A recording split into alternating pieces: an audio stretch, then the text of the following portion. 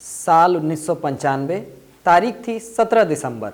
एक विमान कराची से टेक ऑफ करता है, बनारस में रिफ्यूलिंग के लिए रुकता है, फिर बंगाल के ऊपर से उड़ान भरते हुए एंटोनोव 26 रूसी विमान बैंकॉक के लिए निकल जाता है।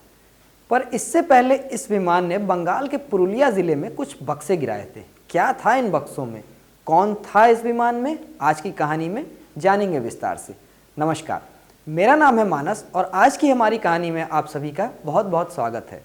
बुल्गारिया से कराची पहुंचा एक रूसी विमान कराची से टेक ऑफ करने के बाद भारतीय एयर स्पेस में दाखिल हुआ। ताज्जुब की बात है कि उस समय भारत के सारे रेडार मेंटेनेंस के नाम पर बंद थे। फिर ये प्लेन बनारस पहुंचता है, थोड़ी देर रुकने के बाद फिर से उड़ान भरता है, फिर पश्चिम बंगाल के पुरुलिया ज़िले के ऊपर पहुंचता है। प्लेन का दरवाज़ा खुलता है और इसमें से कुछ बक्से गिराए जाते हैं। अगले दिन की सुबह यानी 18 दिसंबर को जब गांव वालों को वो बक्से दिखे तो हल्ला मच गया। इन बक्सों में AK-56, AK-47 असॉल्ट राइफल, जिंदा कारतूस, रॉकेट लॉन्चर व नाइट विजन डिवाइस मिले। गांव के लोगों ने जिससे जितना बन पड़ा उठाकर अपने घर लेते गए। जब वे खबर फैली तो पश्चिम बंगाल की सरकार के साथ साथ केंद्र की सरकार तक भी पहुंची। केंद्र ने एक स्पेशल टीम भेजी और गाँव वालों से 300 से अधिक AK-47, AK-56 असॉल्ट राइफल, 15,000 जिंदा कारतूस, कई दर्जन रॉकेट लॉन्चर व सैकड़ों नाइट विजन डिवाइस बरामद किए। इतना कि एक छोटी मोटी जंग शुरू हो सके। मामले की जांच कर रही टीम को यह पता चल गया कि हथियार प्लेन से गिराए गए थे, पर उस प्लेन के बारे में कोई जानकारी हाथ नहीं लगी। इसके 3 दिन बाद यानी 21 दिसंबर को एक प्लेन मुंबई के ऊपर से होता हुआ कराची जा रहा था। मुंबई ATC पर बैठे एयर ट्रैफिक कंट्रोलर को इस प्लेन पर कुछ शक हुआ।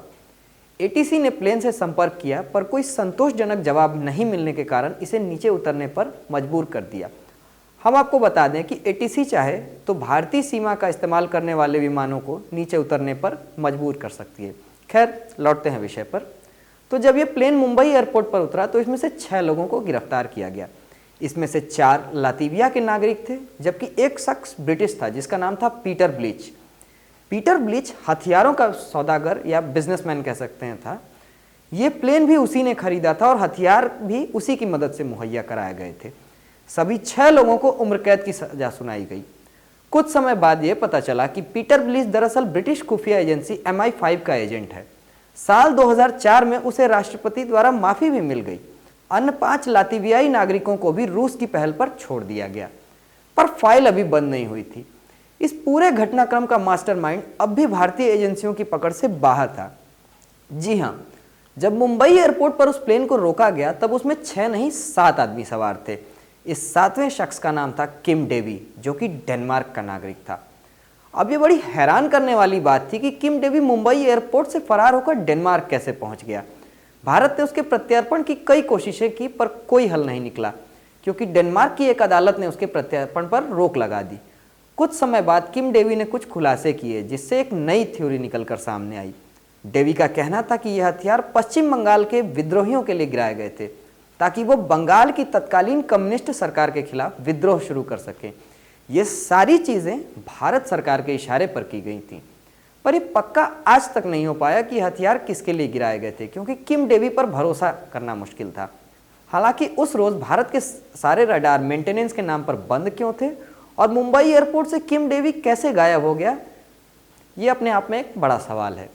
एक कहानी है कि तब भारत के एक बड़े राजनेता और एक सांसद ने भारत से निकलने में किम डेवी की मदद की थी।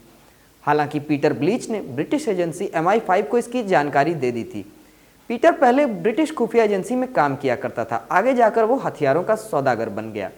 ब्लीच ने MI5 को यह बताया था कि किम डेवी नाम का एक डेनिश नागरिक उससे हथियार खरीदना चाहता है, पर किम डेवी किसी सरकार के नहीं बल्कि किसी और के लिए हथियार खरीद रहा है।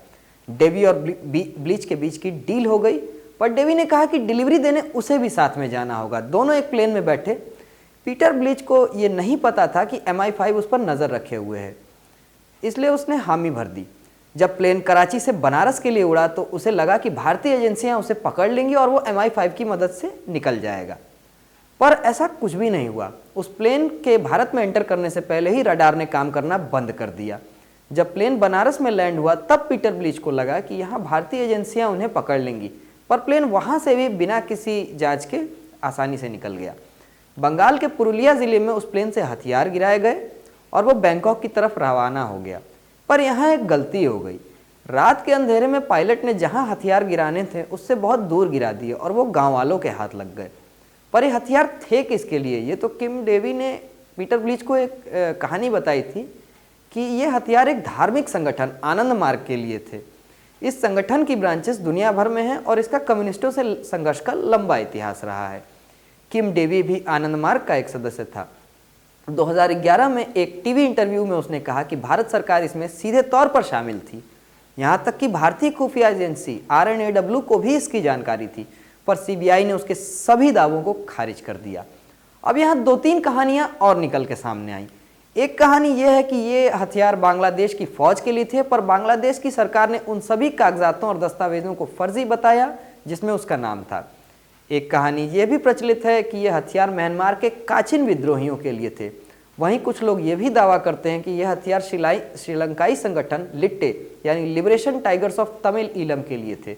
सच क्या है ये आज तक पता नहीं चल पाया। जो इंसान ये सच जानता है उसका नाम है किम डेवी, जिसके प्रत्यर्पण की कोशिशें आज 2022 में भी जारी हैं। पर एक सवाल, MI5 का यह कहना कि उन्होंने भारत सरकार को इस बारे में पहले से बता दिया था, सरकार पर शक पैदा करता है और सरकार के पास इसका आज तक कोई जवाब नहीं है कि ये प्लेन भारत में आखिर दाखिल कैसे हुआ। तो आज की हमारी पेशकश में बस इतना ही। देश और दुनिया की ऐसी ही खबरों देखने के लिए हमारे साथ जुड़े रहें। धन्यवाद।